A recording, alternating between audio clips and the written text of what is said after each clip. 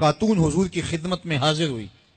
اور عرض کی یا رسول اللہ صلی اللہ علیہ وسلم مجھ سے بدکاری سرزد ہو گئی ہے اور میرے پیٹ میں بچہ ہے اور میں چاہتی ہوں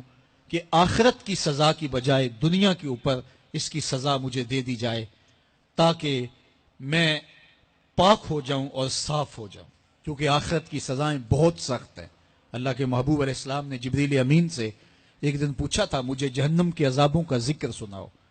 تو عرض کی یا رسول اللہ صلی اللہ علیہ وسلم ہلکا ترین عذاب یہ ہے کہ جہنمی کے پاؤں میں آگ کے جوتے رکھے جائیں گے،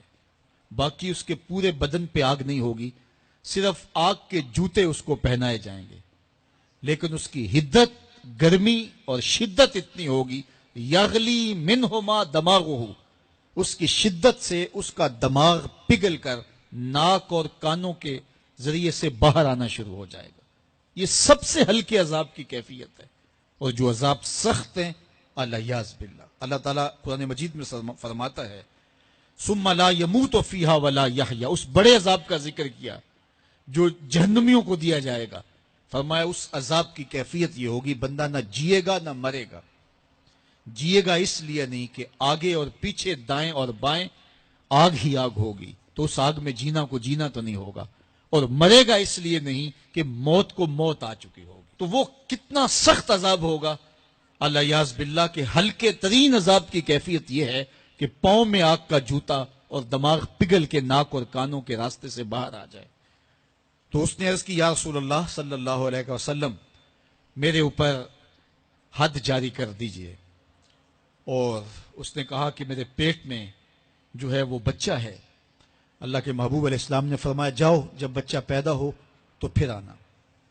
وہ چلی گئی، تو جب بچہ پیدا ہوا تو گود میں اٹھائے پھر حضور کی خدمت میں حاضر ہوئی اور عرض کی یا رسول اللہ یہ ہے بچہ جو میں نے گناہ کیا تھا، بدکاری کی تھی، آج یہ اس کی نشانی ہے۔ تو اللہ کے محبوب علیہ السلام نے فرمایا کہ اسے لے جاؤ اور اسے دودھ پلاؤ، اور جب یہ کچھ کھانے پینے لگ جائے گا تو پھر آنا۔ کچھ دنوں کے بعد وہ دوبارہ حاضر ہوئی اور اس نے اس بچے کے ہاتھ میں روٹی کا ٹکڑا دیا ہوا تھا اور عرض کی یا رسول اللہ دیکھ لیجئے اب یہ روٹی کھانے لگ گیا ہے۔ اللہ اکبر۔ تو اللہ کے محبوب نے فرمایا انہیں لے جاؤ اور جا کے انہیں سنگسار کر دو۔ اس کی یہ حد بنتی تھی، اس کو سنگسار کیا اور اس نے خود یہ سزا اپنے لیے قبول کی۔ تو یہ بات ذہن نشین کیجئے کہ یہ وہ لوگ تھے کہ جن سے کبھی کوئی گناہ سرزد ہو جاتا تو وہ جلد توبہ کرتے، اور اس کی بڑی سے بڑی حد اور سزا بھی ہوتی تو وہ بھی کاٹنے کے لیے تیار ہو جاتے۔ میں اور آپ دیکھیں کہ ہماری زندگی میں اگر گناہ ہیں اور ہمیں سچی توبہ کی توفیق بھی نصیب نہیں ہے